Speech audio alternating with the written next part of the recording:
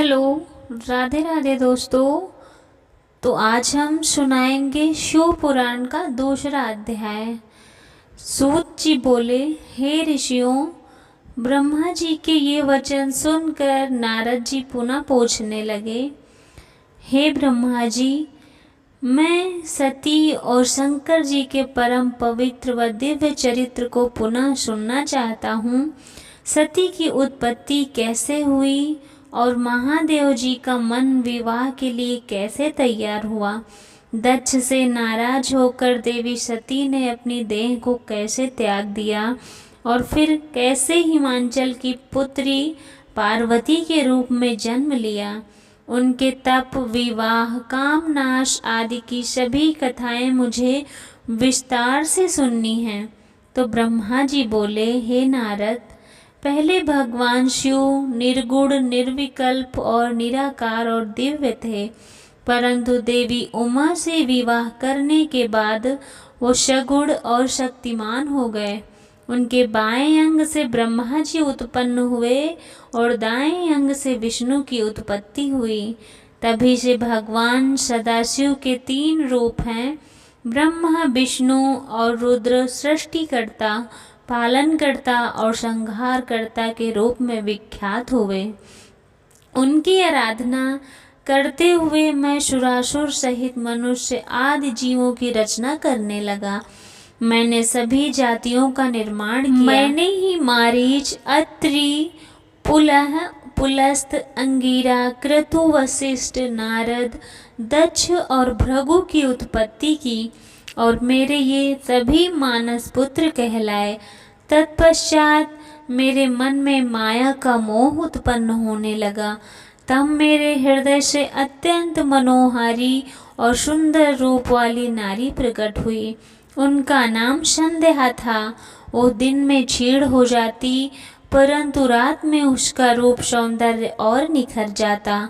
वह स्वयं संध्या ही थी। संध्या निरंतर मंत्र का जाप करती। उसके सौंदर्य से ऋषि मुनियों का मन भी भ्रमित हो जाता। इसी प्रकार मेरे मन से एक मनोहर रूप वाला सुंदर पुरुष प्रकट हुआ। वो अत्यंत सुंदर और अद्भुत रूप वाला था। उसके शरीर का मध्य भाग पतला, बाल काले, उसके दांत सफेद मोतियों जैसे थे। उसके श्वास से सुगंध निकल रही थी। उसकी चाल मदमस्त हाथी के समान थी। उसकी आंखें कमल के समान, उसके अंगों में लगे केसर की सुगंध नासिका को तृप्त करती रहती। तभी उस रूपवान पुरुष ने विनय पूर्वक अपने सर को मुझ ब्रह्मा के सामने झुकाकर मुझे प्रणाम किया और मेरी बहुत स्तुति की। वो पुरुष बोला, ब्रह्मन, आप अत्यंत शक्तिशाली हैं। आपने ही मेरी उत्पत्ति की है। प्रभु, मुझ पर कृपा करें और मेरे योग्य काम बताएं, ताकि मैं आपकी आज्ञा से उस काम को पूरा कर सकूं। ब्रह्मा जी ने कहा, हे भद्र पुरुष, तुम सनातनी सृष्टि उत्पन्न करो। तुम अपने इसी स्वरूप में फूल के 5 बाणों से स्त्रियों और पुरुषों को मोहित करो। इस चराचर जगत में कोई भी जीव तुम्हारा तिरस्कार नहीं कर पाएगा। तुम छिपकर प्राणियों के हृदय में प्रवेश करके सुख का हेतु बनकर सृष्टि का सनातन कार्य आगे बढ़ाओ।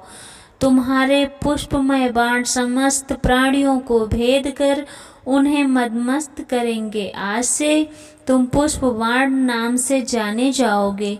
इसी प्रकार तुम सृष्टि के प्रवर्तक के रूप में जाने जाओगे। नारद जी ने फिर पूछा, ब्राह्मण, पिता के यज्ञ में अपने शरीर का त्याग करके दक्ष कन्या जगदम्बा सती देवी किस प्रकार गिरिराज हिमालय की पुत्री हुई। किस तरह अत्यंत उग्र तपस्या करके उन्होंने पुनः शिव को पति रूप में प्राप्त किया, ये मेरा प्रश्न है। आप इस पर भली भांति और विशेष रूप से बताइए।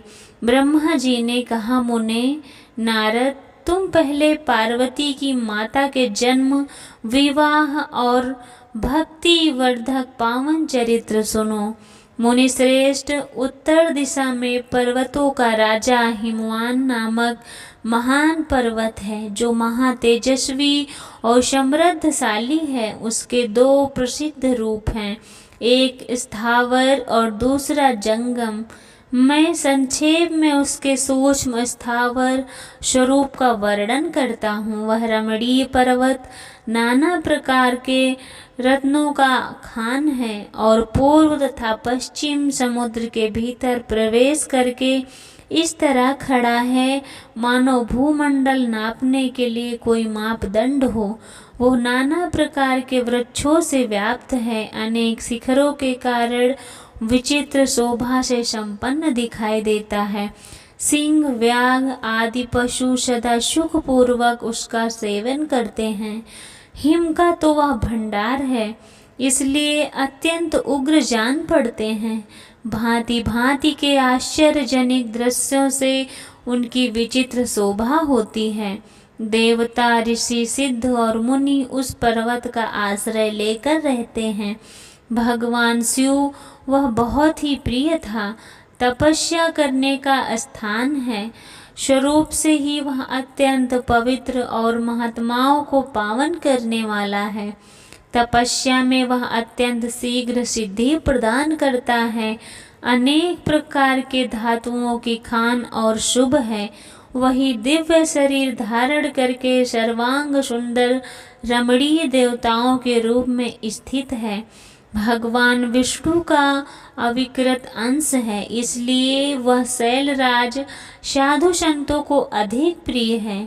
एक समय गिरिवर हिमवान ने अपनी कुल परंपरा और स्थिति और धर्म की वृद्धि के लिए देवताओं तथा पितरों का हित करके अभिलाषा से अपना विवाह करने की इच्छा प्रकट की। मुनीश्वर, उस अवसर पर संपूर्ण देवता अपना स्वार्थ और विचार करके पितरों के पास आकर उनसे प्रसन्नता पूर्वक बोले। देवताओं ने कहा, पितरों, आप सब लोग प्रसन्नचित होकर हमारी बात सुने। यदि देवताओं का कार्य सिद्ध करना आपको भी अभीष्ट हो तो शीघ्र वैसा ही करें।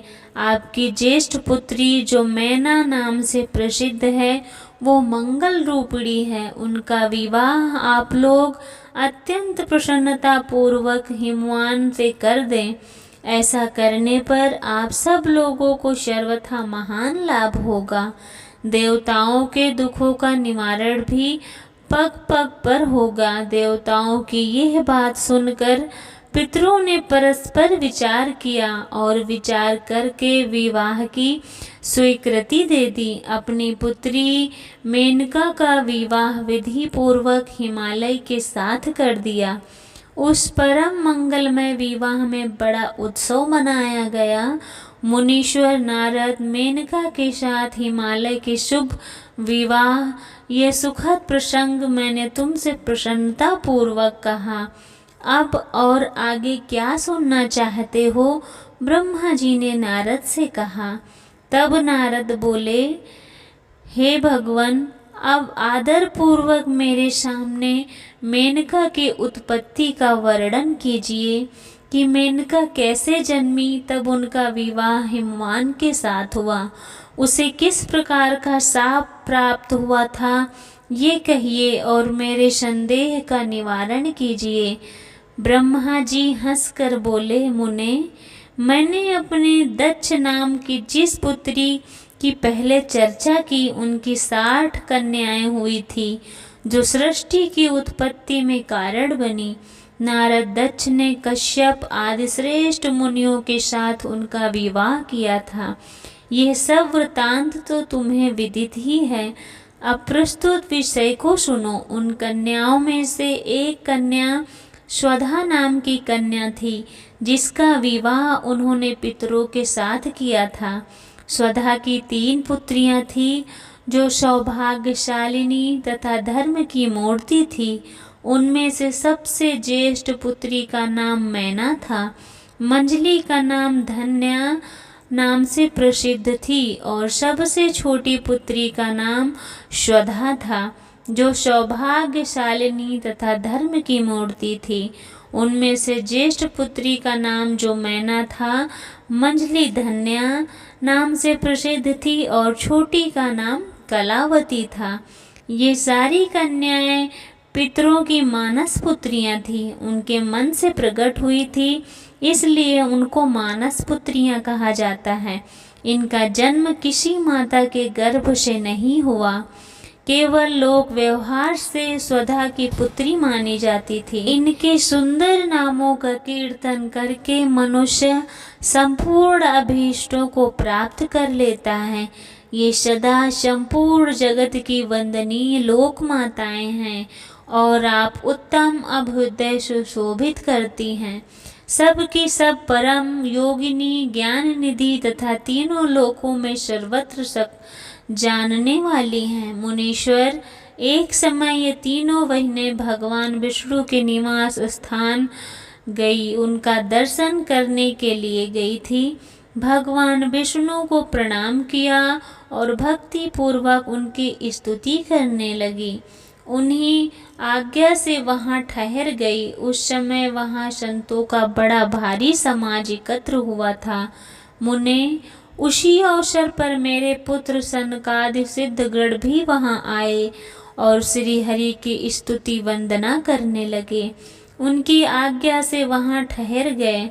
शनकादि मुनि देवताओं आदि पुरुष संपूर्ण लोकों में वंदित हैं। वे जब वहां आकर खड़े हुए, उस समय श्वेत दीपकों के सब लोग उन्हें देखकर प्रणाम करते हुए उठ खड़े हुए, परंतु वे तीनों बहनें उन्हें देखकर भी नहीं उठी। इनसे संत कुमार उनको मर्यादा रक्षार्थ कहते हैं, जिन्हें उन्हें स्वर्ग से दूर होकर नर स्त्री बनने का श्राप दे दिया। फिर उनके प्रार्थना करने के बाद वो प्रसन्न हुए और बोले, संत कुमार ने कहा, पितरों की तीनों कन्याएं, तुम प्रसन्न चित होकर मेरी बात सुनो। ये तुम्हारे शोक का नाश करने वाला और सदा तुम्हें सुख देने वाला है। तुम में से जो ज्येष्ठ है वो भगवान विष्णु की अंशभूत हिमालय गिरी की पुत्री होंगी। उससे जो कन्या होगी वो पार्वती के नाम से विख्यात होंगी।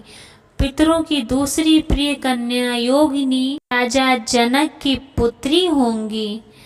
ऐसा कहकर उन्होंने कहा, पितरों की जो तीसरी कन्या है उनमें से महालक्ष्मी अवतीर्ण होंगे, जिनका नाम सीता होगा। इसी प्रकार पितरों की छोटी पुत्री कलावती द्वापर के अंतिम भाग में वृषभान वैश्य की पुत्री होंगी। उसकी प्रिय पुत्री राधा के नाम से विख्यात होंगी।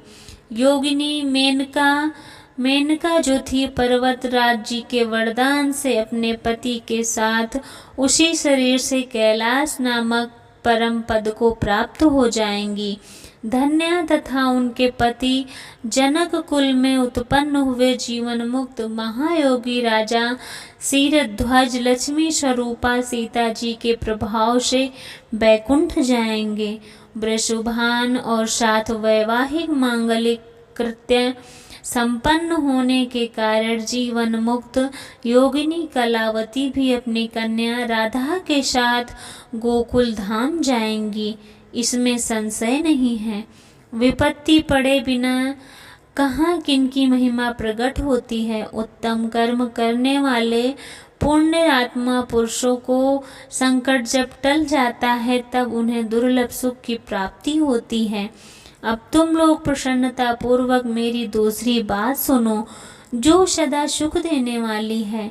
मेनका की पुत्री जगदम्बा पार्वती अत्यंत दुस्सह तप करके भगवान शिव की प्रिय पत्नी बनेंगी।